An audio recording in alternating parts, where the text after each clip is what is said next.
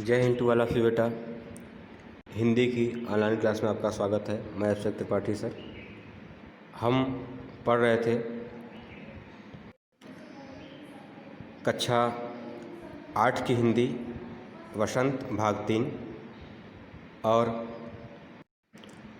उसका 11वां पाठ जब सिनेमा ने बोलना सीखा। ठीक है, इसमें आप लोग 2 पेज पढ़ चुके थे, तीसरे पेज को भी पढ़ लिए थे, जिसमें आपको बताया गया कि पहली बोलती फिल्म कौन सी थी, उसका नाम क्या था, उसका विकास कब हुआ, ठीक है, उसका एडवर्टाइजमेंट क्या था, ठीक है, और कैसे उसका निर्माण शुरू हुआ, किसने शुरू किया, उसको शुरू करने वाले कौन थे, ठीक है, किस फिल्म को देख करके आरदर्शन जी के अंदर कल्पना जागी कि हम भी बोलती फिल्म बनाएं। ठीक है, इसके बाद आपने देखा कि उसमें नायक कौन है, नायिका कौन है और किस तरह से नायक के लिए झगड़ा हुआ। विट्ठल जी ने मुकदमा कर दिया अपना हक पाने के लिए और उन्होंने मुकदमा जीत लिया। ठीक है, अब हम आगे चलते हैं। उस दौर में उनका मुकदमा मोहम्मद अली जिन्ना ने लड़ा, जो तब के मशहूर वकील हुआ करते थे। किसका मुकदमा? विट्ठल जी का। ठीक, जो कि उसके नायक थे, लेकिन बाद में उर्दू ना आने के कारण उनको हटा दिया गया था। ठीक, वो तो उन्होंने मुकदमा कर दिया, तो उन्होंने आगे चल कर को मुकदमा जीत गए। तो उनका मुकदमा किसने लड़ा था? मोहम्मद अली जिन्ना ने। विट्ठल मुकदमा जीते और भारत की पहली बोलती फिल्म के नायक बने। उनकी कामयाबी आगे भी जारी रही। मराठी और हिंदी फिल्मों में वे लंबे समय तक नायक और स्टंटमैन के रूप में सक्रिय रहे।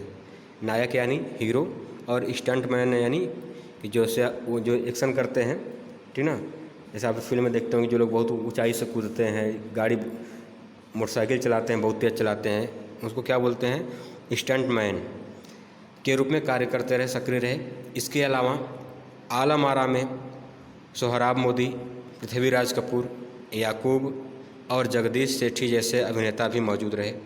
आगे चलकर जो फिल्म उद्योग के प्रमुख स्तंभ बने। फिल्म उद्योग यानी फिल्म धन उद्योग, ठीक ना, संधि है यहाँ पर। यह फिल्म 14 मार्च 1931 को मुंबई के मैजेस्टिक सिनेमा में प्रदर्शित हुई। मैजेस्टिक सिनेमा हॉल है, ठीक है, मुंबई में प्रदर्शित हुई। कब? 14 मार्च 1931 को मैजेस्टिक सिनेमा में, मैजेस्टिक हॉल में प्रदर्शित हुई, चली। फिल्म 8 सप्ताह तक हाउसफुल चली और भीड़ इतनी उमड़ती थी कि पुलिस के लिए नियंत्रण करना मुश्किल हो जाया करता था। ठीक है, इतनी भीड़ होती थी कि पुलिस को नियंत्रित करना मुश्किल हो जाया करता था। समीक्षकों ने इसे भड़कीली फैंटेसी फिल्म करार दिया था, मगर दर्शकों के लिए यह फिल्म एक अनोखा अनुभव थी। यह फिल्म 10,000 फुट लंबी थी। अब देखिए, आपके मन में कल्पना होगी कि फिल्म 10,000 फुट लंबी कैसे हो गई। तो इसे आप मोबाइल में देखते हो तो 4 अंगुल 6 अंगुल की हो गई। आप टीवी में देखते हो तो 20 इंची 22 इंची 36 इंची जैसी आपकी टीवी हो उतनी बड़ी फिल्म होगी। या फिर आप ये सब कह सकते हो कि फिल्म 2 घंटे की है, 1.5 घंटे की, 3 घंटे की है। लेकिन यह जो फिल्म थी 10,000 फुट लंबी थी, ठीक ना।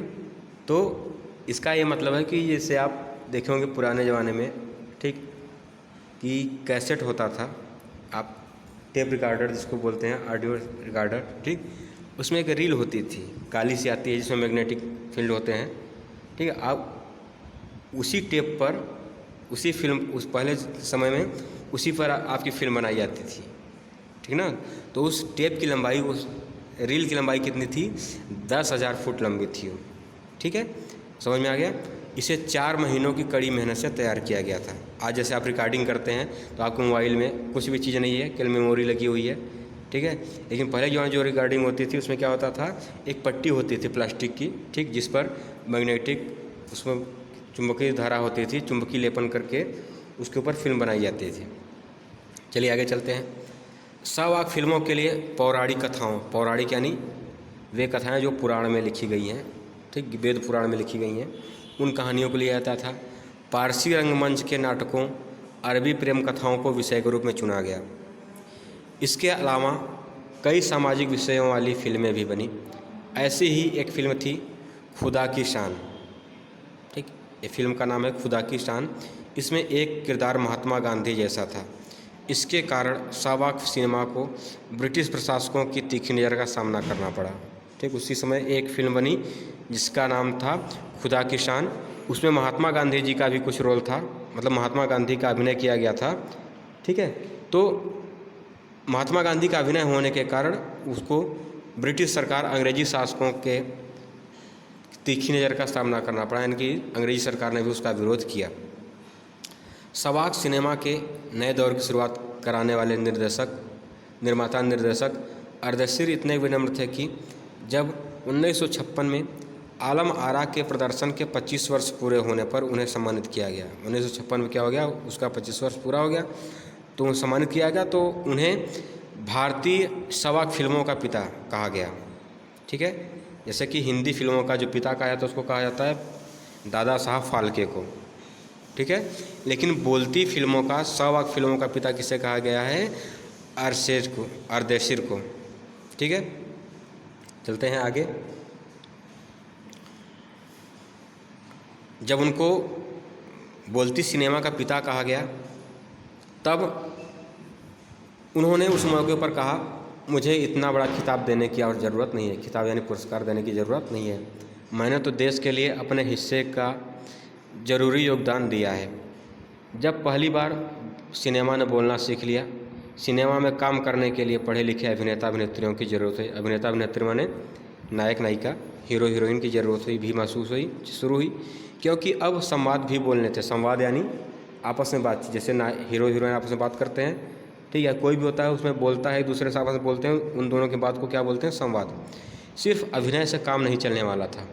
मूक फिल्मों के दौर में तो पहलवान जैसे शरीर वाले, मूक फिल्म यानी जैसे भी बताएं जिसमें आवाज़ नहीं थी, ठीक ना, तो पहलवान जैसे शरीर वाले, स्टंट करने वाले और उछल कूद करने वाले अभिनेताओं से काम चल जाया करता था।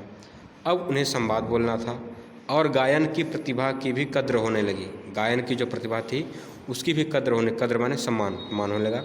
इसलिए आलम आरा के बाद आरंभिक सावाक दौर की फिल्मों में कई गायक अभिनेता यानी जैसे हम बताया आपको, अमिताभ बच्चन जी हैं या किसी कई हैं, ठीक, जैसे हिमेश रेशमिया जी हैं इस समय कि वो गाते भी हैं, अभिनय भी करते हैं। तो इस तरह के कई गायक अभिनेता हुए जो गाते भी थे, बड़े पर्दे पर नजर आने लगे।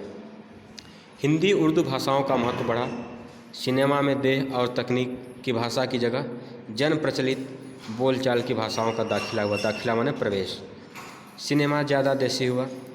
एक तरह की नई आज़ादी थी जिसे आगे चलकर हमारे दैनिक और सार्वजनिक जीवन का प्रतिबिंब फिल्मों में बेहतर होकर उभरने लगा। अभिनेताओं अभिनेत्रियों की लोकप्रियता का असर उस दौर के दर्शकों पर भी खूब पड़ा, जैसे जो आज भी होता है, ठीक ना, कि आप लोग अभिनेताओं के आधार पर, हीरो के आधार पर अपने बाल कटवाते हैं, कपड़े पहनते हैं, ठीक है, अपना नाम रख लेते हैं, ठीक, उनके जैसे चाल बोलने का तरीका आप लोग अपना लेते हैं, उनकी तरह गाना गाने लगते हैं, ठीक है। तो यह प्राचीन काल से ही चला आ रहा है, ठीक है। तो अभिनेताओं अभिनेत्रियों की लोकप्रियता का असर उस दौर के दर्शकों पर भी खूब पड़ा। माधुरी नाम की फिल्म में नायिका सुलोचना की हेयर स्टाइल उस दौर में औरतों में लोकप्रिय थी, ठीक। माधुरी नाम की कोई फिल्म थी, उसकी नायिका कौन थी, हीरोइन कौन थी, सुलोचना, और उसकी जो हेयर स्टाइल थी, बाल का बांधने का तरीका था, उस दौर की औरतों में लोकप्रिय थी। औरतें अपनी केस सज्जा यानी बाल बनाना, बाल को उस तरह से सजाना उसी तरह कर रही थी। अर्देशीर ईरानी फिल्मों में भारतीय के अलावा ईरानी कलाकारों में भी अभिनय किया था। अर्देशीर की फिल्मों में भारतीय के अलावा ईरानी कलाकारों ने भी अभिनय किया था। स्वयं आलम आरा भारत के अलावा श्रीलंका, बर्मा और पश्चिम एशिया में पसंद की गई, ठीक है। जैसे भारतीय सिनेमा के जनक फाल्के को सावाक सिनेमा के जनक अर्देशीर ईरानी की उपलब्धि को अपनाना ही था, क्योंकि वहाँ से सिनेमा का एक नया युग शुरू हो गया था। जैसे हमने आपको बताया कि जो भारतीय सिनेमा के भारतीय सिनेमा के जो जनक हैं वो कौन हैं, फाल्के, और उन्हीं के नाम पर आज फिल्म सिनेमा के क्षेत्र में दादा साहब फाल्के पुरस्कार दिया जाता है जो सबसे अच्छी फिल्म होती है, ठीक है, जो सबसे अच्छे कलाकार होते हैं, तो सबको अलग अलग अच्छे गायक होते हैं, ठीक है, अच्छे बाल कलाकार होते हैं, सबके अलग अलग विभाग हैं, ठीक ना, तो सबको पुरस्कार दिया जाता है। तो भारतीय सिनेमा के जो जनक थे कौन थे? दादा साहब फाल्के थे। लेकिन बोलती सिनेमा के जनक कौन थे? अर्देशीर थे, अर्देशीर ईरानी, ठीक है। इस तरह से आपका ये जो पाठ था वो पूरा हुआ। तो हमको आशा है कि आप लोगों को कुछ इसमें नई जानकारी मिली होगी, ठीक। जैसे हम आपको बताएं कि आप कुछ प्रश्न इसमें जीके के भी हैं, तो आप उनको याद कर सकते हैं। और अगर वीडियो आपको अच्छी लगी हो, बात समझ में आ गई हो, तो आप लोग लाइक करें। और कहीं पर आपको कहीं दिक्कत आ रही है तो आप लोग कमेंट करके पूछ सकते हैं। जय हिंद।